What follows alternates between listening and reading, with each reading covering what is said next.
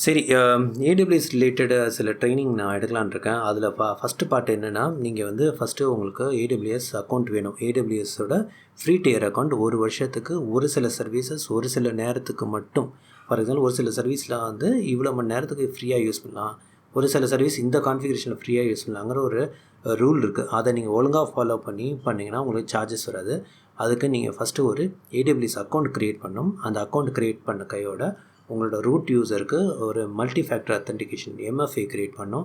அந்த MFA create பண்ண கையோட இன்னும் ஒரு யூசர் நார்மல் யூசர் க்ரியேட் பண்ணி அவனுக்கு எம்எஃப்ஏ க்ரியேட் பண்ணணும். அதுக்கப்புறம் அந்த நார்மல் யூசரை வச்சு தான் நீங்கள் அடுத்த டியூட்டோரியல் பண்ணணும். நீங்கள் எக்காரணத்து கொண்டும் ரூட் யூசரை வச்சு எந்த ஒர்க்கும் பண்ணக்கூடாது. ரூட் யூசர் க்ரியேட் பண்ணாலும் அதை ஒரு இடத்துல பார்க் பண்ணி வச்சுட்டோம். அது கட்டாயம் இந்த 2 யூசருக்கும் நீங்கள் கட்டாயம் எம்எஃப்ஏ க்ரியேட் பண்ணணும். அதேமாதிரி நீங்கள் இப்போ ஏதாச்சும் இது வந்து மேண்டட்ரி. இதை பற்றி நான் அடுத்த வீடியோ ஒன்று போடுறேன், இது எப்படி பண்ணுறதுன்னு. அக்கௌண்ட் க்ரியேஷன் வீடியோ பண்ணிட்டேன். ஒன்லி இது எம்எஃப்ஏ ரிலேட்டட் தான் பெண்டிங். இது பண்ண கையோட நான் வந்து ஏடபிள்யூஎஸோட லேம்டா பற்றிலாம் சில வீடியோஸ் போடுறேன் கட்டாயம்.